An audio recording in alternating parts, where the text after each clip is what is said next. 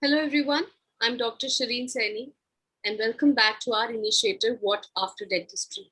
As you all know, we are a team of dentists with healthcare management background to guide you and make you aware of the various career options in dentistry and healthcare. Today, we have with us Dr. Jonathan Eric Rao, owner and senior consultant at Urban Dental Clinic, Bangalore. He completed his BDS from the Coorg Institute of Dental Sciences, and after 2 years of clinical practice, he completed his MDS or Masters in Restorative Dentistry from Barcelona, Spain. He also has a fellowship in oral implantology. His expertise lies in restorative and aesthetic dentistry, oral surgery, implantology, photography, and public speaking. He has also conducted various CDE lectures and workshops in various parts of India about minimally invasive, evidence-based aesthetic dentistry. We welcome you, Dr. Jonathan, to join us on our platform today and talk about the scope and opportunities after pursuing masters from abroad, after completing your BDS in India. So welcome you. Thank you. So, before we actually start talking about the master's course program that you have done and, what are the pros and cons of this course, how is it different from MDS here in India? We would like to know more about your journey once you completed your BDS and your master's. What were your struggles and achievements so far in your journey? I want to thank you for this opportunity once again, which I can share some of my experiences. Dentistry, to me, I would say I could put it in 2 words. For me, it has been both fulfilling and frustrating. I have to be honest with you. Fulfilling in the sense that the joy that I get in fulfilling people's wishes and needs by restoring their smile is something that is really, really amazing. And I would do it all over again, and I enjoy doing it day to day. And in the process, I have met some wonderful people. So most of our full mouth rehabilitation patients are friends for life. Now I have patients whom I contact from all over the world, thankfully, and it's been a very, very pleasant journey that way. The frustrating part is trying to convince people to do treatment which they need to have, but which they do not want to do because of various reasons. And also, the frustrating part is sometimes when we don't get the same rewards as for the amount that we work, when we are not valued for the amount of time and effort we put in our patients, and then at the end of doing the treatment, the patient comes to you and asks you for a discount. Right. You put in a lot of effort, and it's not that you did any less, but that is something which frustrates me till date and never goes away, unfortunately. I think you've put it very correctly, because I think most of the dentists would be facing this issue. Like at the end, when the patient asks, kuch discount kar do, itna zyada, treatment cost and all that stuff. So yeah, that is very frustrating. It looks like you're selling vegetables and fruits that all, something like that. So yeah, absolutely correct. What is the difference between an MSc degree and MDS degree that we generally go for as a master's course? Now, the reason why the difference is in the terms of time, of the course. Now, in India, we have a 3-year master course, which is equivalent to your MDS. And in the same with most of the courses in the US also, other than, I think, orthodontics, oral surgery, which is 5 plus 2 years, and orthodontics, which is about 5 years. And if you're doing what they call a perio-prosthodontic combination, perio-pros combination, which is about 5 years or so. Now, the MSc, on the other hand, is usually of 2 years in length. Sometimes it can be 3 years, depending on what are your requirements and what are the number of points which the European Commission on Education, which they give. So, like our course, for example, it was a 2-year course, but our classes and clinics together were roughly about 12 to 14 hours a day for 4 days or 5 days a week. You know, so we began our day with 8 o'clock classes and ended our clinics at 9 p.m. So that was our schedule for the day, and that was pretty intense. So I wouldn't say it really differs too much in terms of content, but it is just the way in which it is named in Europe and other places. And MSc is Masters of Science. Some people use it as MSc, some people say MS, but it's a Master of Science, and depends on the university and depends on the number of credit points which are given by the European Commission. Okay. So, but the content that is taught, whether it's MDS or Master of Science or MSc, as we put it, is the same. There's no difference in the content that is taught. The content is slightly different because it's more specialized. If you look at it, like here we have conservative and endodontics as one subject. There it is either operative dentistry or restorative dentistry separately. Endodontics is a separate specialty altogether, where they don't really get too much involved in the restoring part of it. Oral surgery is only oral surgery, does not involve maxillofacial surgery. And then they have oral and maxillofacial surgery, which is separate. So each of them have their own, specialities within themselves. Orthodontics, on the other hand, it's about 4.5 years, 4 years or 4.5 years. So it's a specialty in itself. So that way, there's not much difference in content. The reason they say 4 years in Europe for ortho and surgery is because they can actually follow up on a number of cases till the end. They do not believe in leaving the case to someone else at that. Because these are long procedural treatments that are provided to the patient. Exactly. So what is the process, if a BDS graduate wants to enroll into these, MS or MSc programs, courses outside India, how do they apply for it?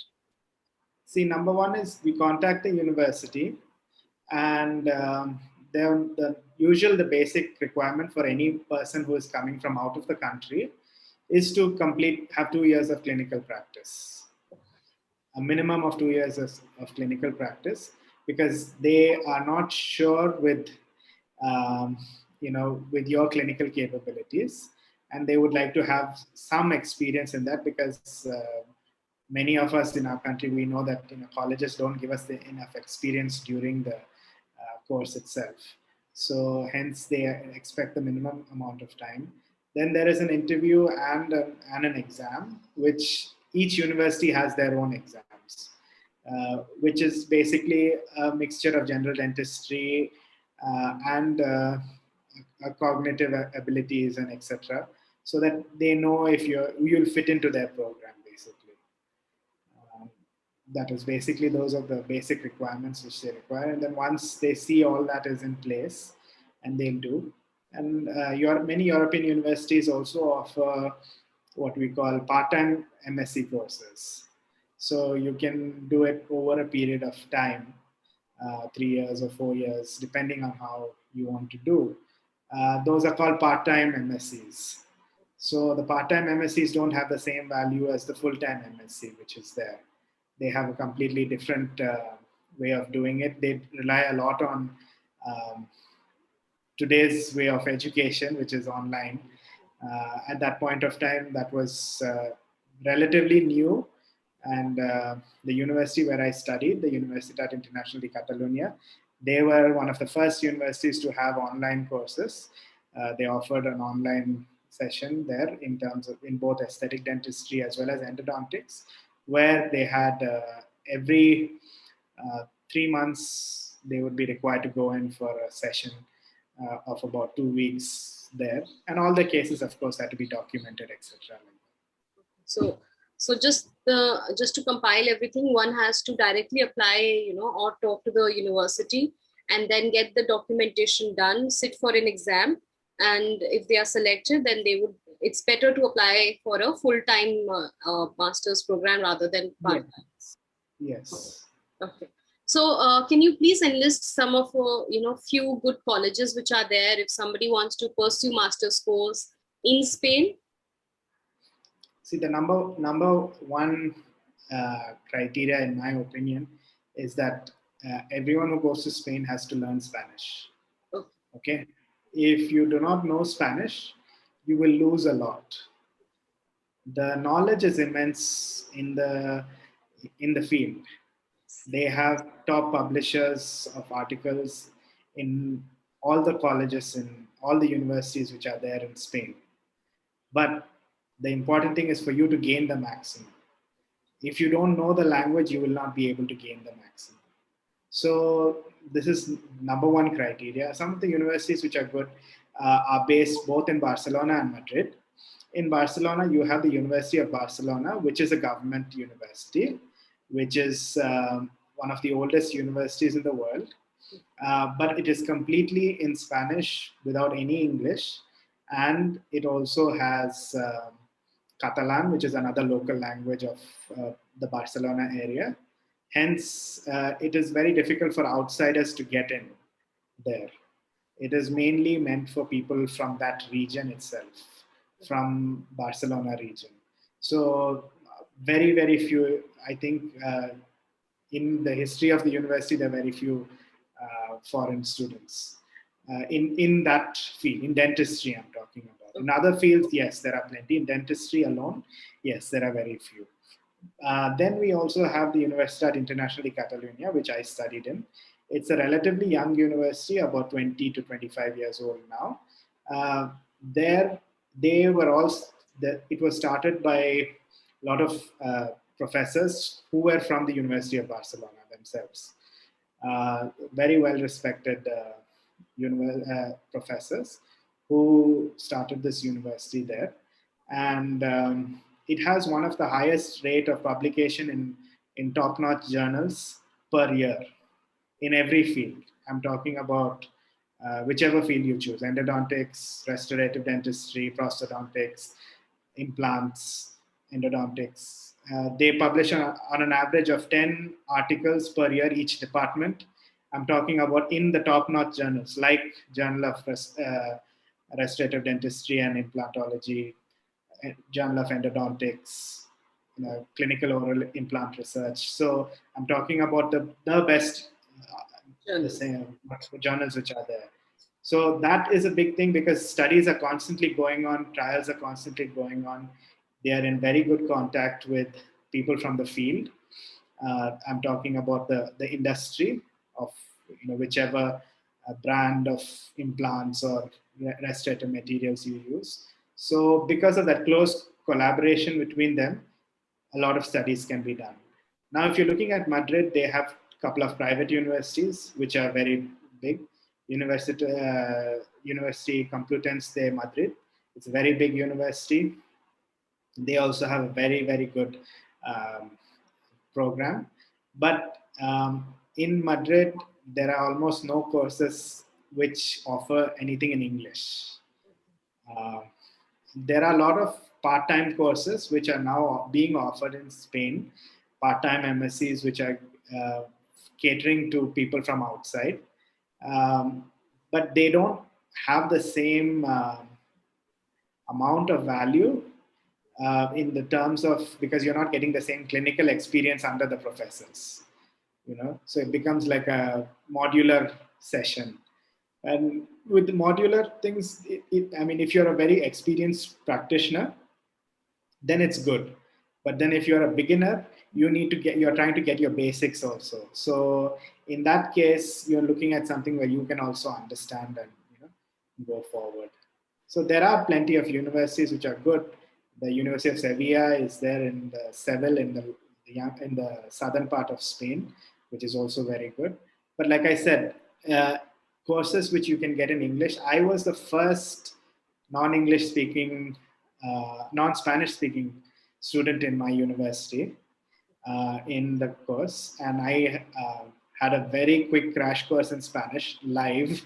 I had to start with it, and yes, by the in a few months I was fluent in Spanish, and I do speak Spanish, and I went through the entire course in Spanish. And of course, I had wonderful classmates who were from all over the world who also helped me in translating in the initial times when I struggled. But yes, now the average number of international students in the course, which I was the first batch in, is roughly about half the people are now from abroad. Okay. So yes. So I think that's great. And why Spain? Why not other, country? I was curious to know this. The reason I looked at Spain was, number one is in most courses which we're looking at, the MSc courses are either in Germany, the UK, or in other European countries, Portugal or Spain. Now, England, as we all know, most Indians would like to go to England and to the US because communication is easy, So that's the main reason why. And we still have a colonial past where we tend to like English more than, we're more comfortable. We've studied in that language, But I took Spain, number one reason, because I saw that the university where I was wanting to apply to, they were publishing a lot of articles. So I knew that there's a lot of good research which is going on there. And it was not run-of-the-mill, regular, old stuff. It was always new stuff, groundbreaking stuff, which I hadn't seen elsewhere. And to tell you the truth, even today, the kind of articles that are being published, they were one of the first universities in the world to develop a tooth extraorally, okay? Using stem cell research. They are one of the first universities to do many procedures. So what I found is that they are fearless in trying new techniques, which does not happen either in the UK or the US because of the simple fact of insurance and other health regulatory advisories which are always there. So here in the university environment, they are allowed to do this kind of groundbreaking research. Second thing is, I wanted to go to a new culture, which I was not familiar with, so that I could learn the language, so I could be part of a different culture. And that's one of the reasons, but primarily because they knew what they were talking about. And it was not going to be the same. Today, when I look at what they're doing today, a simple example, which actually reaffirmed my decision, was almost nearing the end of my course. I had gone for an externship in the US at the Tufts University in the Department of Prosthodontics and Periodontics for an externship. And we were there watching the residents give their final exam, their presentations, with the professors and everyone. We were all sitting in the gallery and watching. And I looked at some of the cases which are there. And I looked at some of the cases which we were doing. And I said, some of the cases which these residents were showing would not pass through our weekly case presentations, because they would criticize it till we would have nothing to say, because we needed to be both evidence-based as well as our photographs needed to be impeccable. And because we are able to look at it from that angle, we were able to, so critically, we were able to be critical of our work better. There was not a lot of tapping on the back and saying you're doing well. It was more of criticizing you to grow better, but in a very constructive way. I always felt that I was learning more every day. There was not one day that I felt that it was a waste of time for me to go to university. So that way, yes, that's the reason why I chose Spain. I think that's amazing. That's great. And all you students out there, If you have gained 2 years of experience after your BDS and you would like to pursue masters from Spain, so you have all the tips from Dr. Jonathan. You can apply in the university from where he passed out, and then go ahead with your master's course if you want to. So And what is the if anyone needs any tips also, if anyone needs any guidance, I'm always there to help. I've helped a lot of people so far because I'm one of the few people from India who have gone in there. And yes, I'm always willing to help because I have very close friends and faculty right now. So That's amazing. So I will put down the LinkedIn profile of Dr. Jonathan. You can connect with him, and then you can take it up ahead if you have any queries and on the application process or any help that you need from him. So he's always there for you guys.